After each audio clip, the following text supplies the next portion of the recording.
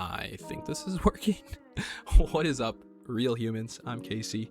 And today, it's kind of prompted randomly because I want to make a use case or quote unquote argument per se that a specific mechanic, which some people would label as being useless, is actually useful. And actually, if anything, in my opinion, competitive would actually elevate your game if you are able to do it at a rapid rate. So this all comes down to a Reddit post that was made by Rocket Yota.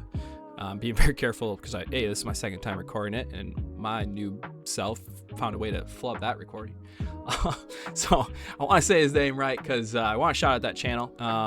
He's makes a lot of really good content. I quickly perused through it. I'll be honest with you, I have not come across his channel previously, but took a look through some of his videos, including a more edited version of this Reddit post that he has on his YouTube Shorts, and I imagine on his other short form socials. Great content. Totally recommend as an editor and person who likes good content. I would say that this person makes good content. So definitely recommend. Check them out. With that said, this comes to this post where they said horse dashes. Who needs those if you have crab dashes? And just kind of showcase what the post was him just doing that mechanic in a free play, right? Just quick rapid.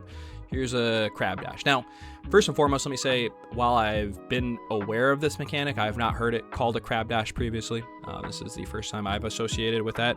But for that reason and continuity, so you understand what I'm even talking about, I will refer to it as a crab dash moving forward. Though again, I'm not sure exactly if that is the name of this mechanic, if this mechanic has a name. But with that said, let's just show you a little bit more of an edited version just because, hey, check out some Rocket Yoda content. Totally recommend again.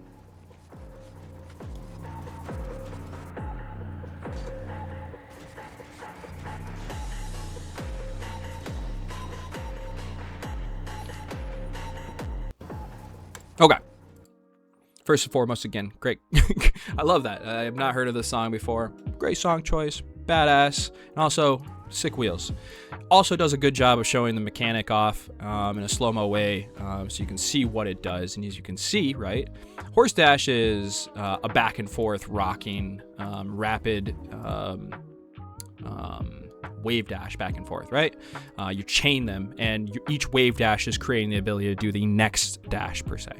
Similarly, right, crab dashes again are doing that, except for you're moving in a forward pattern rather than rocking back and forth, right? There's a little bit more momentum and controllability to it.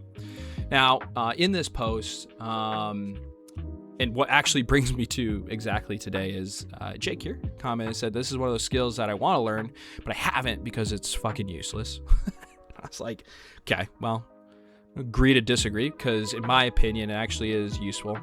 I make a little bit of a similar comparison to a Zap Dash, which Rocket Yoda, who I'm just going to first and foremost say has a lot more understanding and capability of Rocket League than I do, having the ability to produce this mechanic is example of that, right?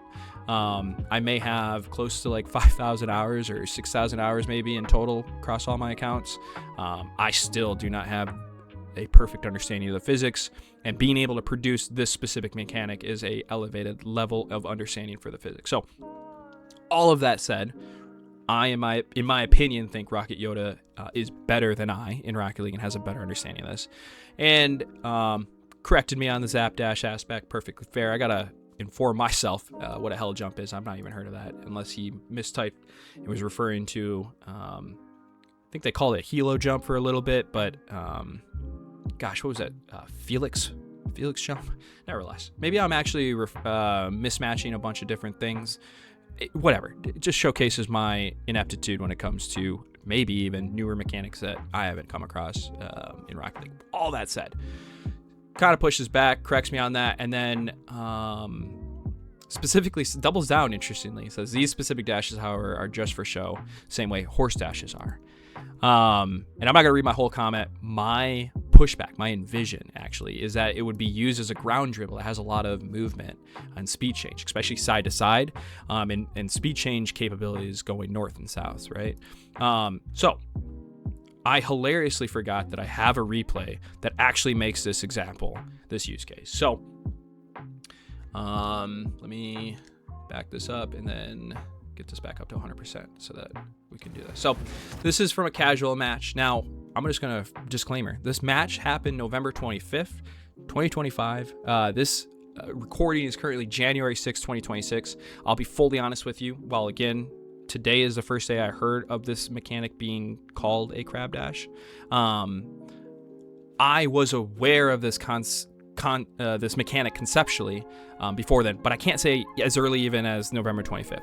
What I'm going to show you was not intentionally done, but hilariously proves to me, and also I feel like can prove to others, that this mechanic can be used competitively in a dribbling situation.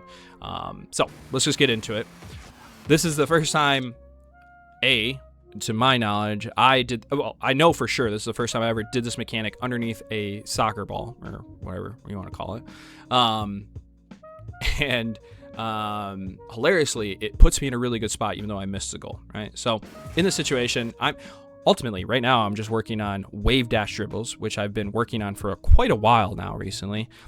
Just because, in my opinion, similar to this mechanic as a crab dash, it gives you the ability as a player to really control your momentum left and right and provide a lot of ability to cut back on a player to, and I'm going to use a term feint, meaning like kind of like juke to a side and then come back, right?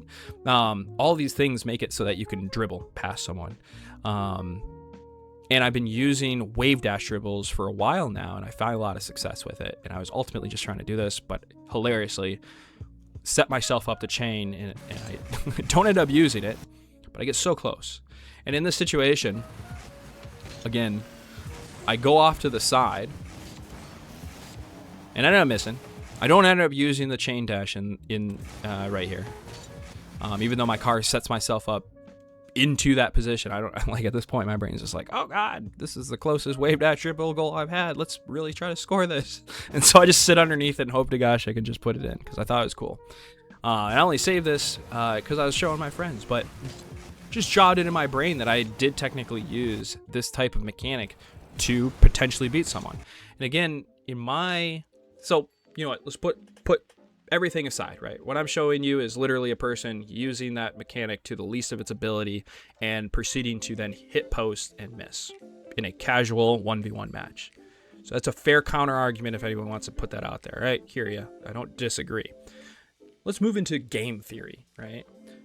Because in my mind, this mechanic, if done right and done reliably, potentially would be very lethal if used, right? So let's switch this to a little bit slower. And right now, I have done the dash to the side, and it's going to get me into a leaning situation. I am currently pointing towards the defender, right? You guys play ones, you know, demos and bumps are just as good as a well-timed flip reset, a good flick, etc., right? That mechanic will clear out a player and can be very difficult to defend against if that's what the other person goes for. In the situation, I could activate this wave dash, and I'll back us up just a little bit further.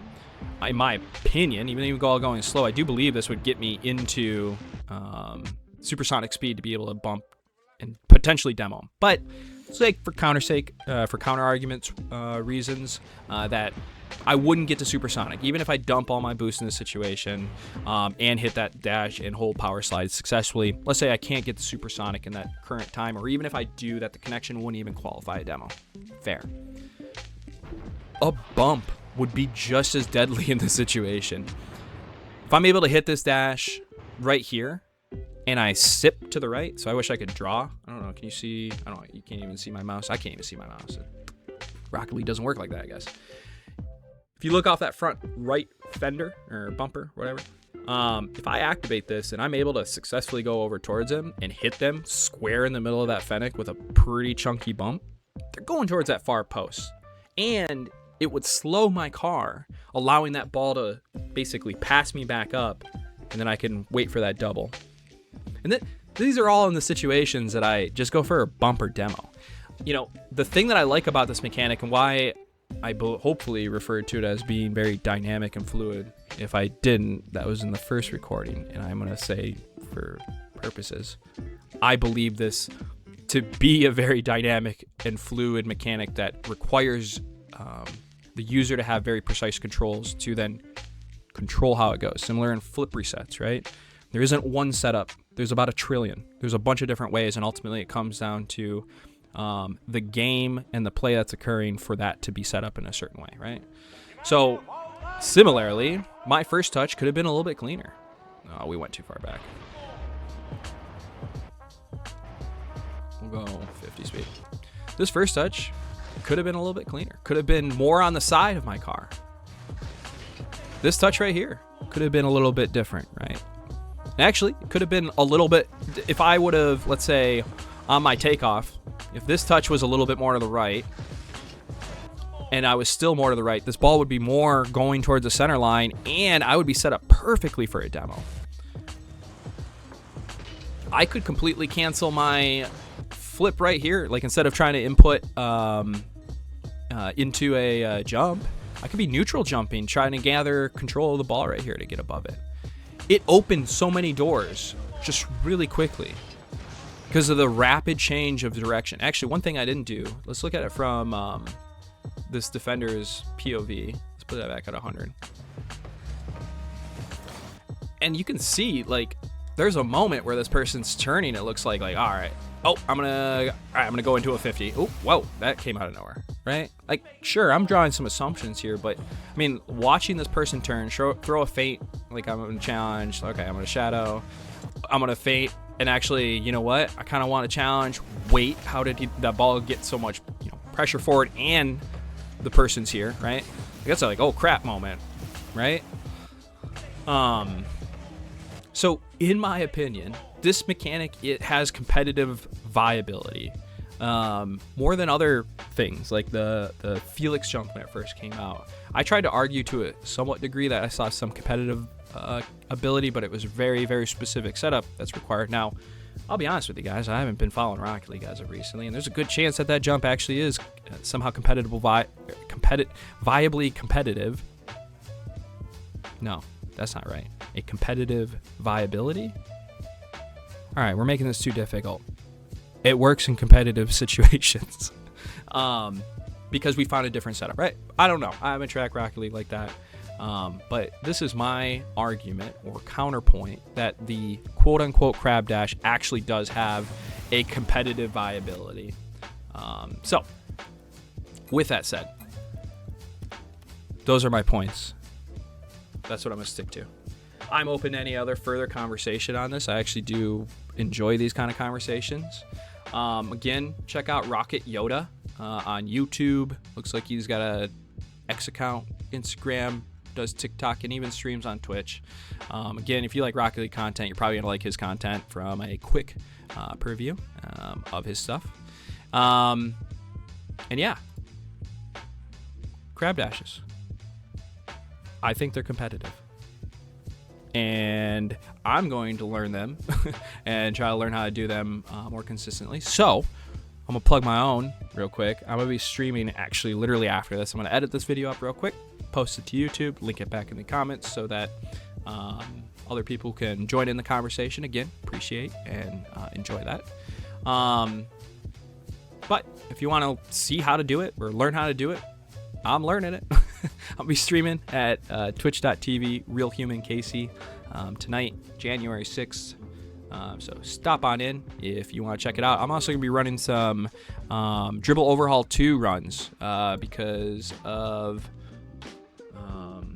speedrun.com has it posted on there, and my current personal best, which is at 8:02, just did that yesterday, actually puts me on 67th of that list. So I kind of want to actually record it so I can post it on there and actually get put on the board, because that'll be the first time I've ever been on speedrunning.com or whatever the website is. I'll link it in the channel description thingy majig. I'm terrible at this, guys. This is rough. Oh, swing on by if you want to. I hope you guys have a great day and take it easy.